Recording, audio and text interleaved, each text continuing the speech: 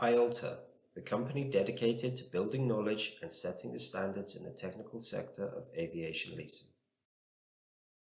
Welcome to our free certificate course on the Introduction to Aircraft Technical Records. This is video number 10 in our series of 11 videos introducing you to aircraft technical records. The aim of this video is to introduce you to the technical records associated with the aircraft structure that would be reviewed at the end of lease, with a particular focus on the Dent Buckle and repair file. The majority of commercial aircraft flying today, in particular the narrow-body Airbus A320 and Boeing 737NG, are composed of a fuselage that is a pressurized semi-monocoque structure made of aluminium alloys. During normal airline operations, the aircraft's aluminium structure is subject to corrosion, dents, scratches, creases, delamination, cracks, gouges, and lightning strikes. In the event that any of these types of damage occur on the aircraft, then there is an onboard document located in the cockpit that records the issue, and this is known as the Dent and Buckle chart. The end-of-lease transition for structures and repair file review typically involves a physical and records consultant. The physical consultant on site at the MRO representing the lessor will verify the dent and buckle entries by doing a physical inspection. The visual inspection of the aircraft confirms the assigned number on the dent and buckle to its position on the chart and that it corresponds to the correct location on the aircraft. The defect description will be checked. The review also involves verifying that the correct technical documents were used to assess the damage. For example, the Structure Repair Manual, or SRM. The review also involves verifying the dimensions of the damage.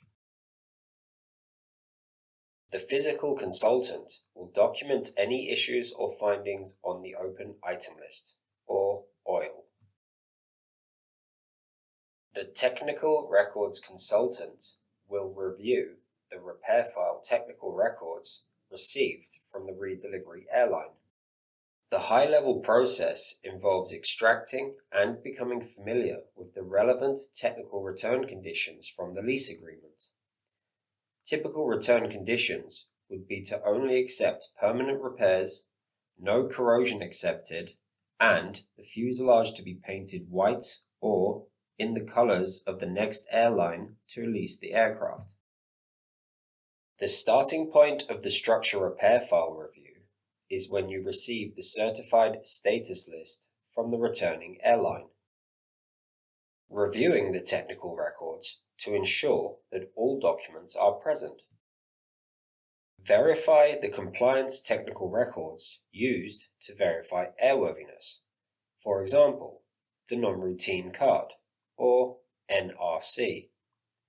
Look for the dirty fingerprint, or DFP, on the paperwork. Check the hours, cycles, and date that the repair was performed. The person performing the technical records review will look at each repair folder. Within each folder, they will verify that all associated paperwork is present. For example, photographs with measurements, dent and buckle chart, dent and buckle entry, work order or non-routine card, and structure repair manual, verifying the correct revision date. A repair will also be categorized, which acts as a guide to the repair's longevity. Repairs may be noted into one of several categories, such as Category A, long-term, Category B, long-term with additional conditions, and Category C, temporary repair.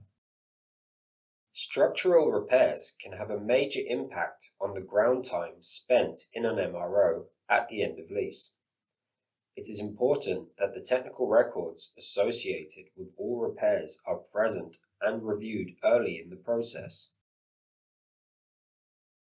Congratulations on completing the Structures Technical Records video.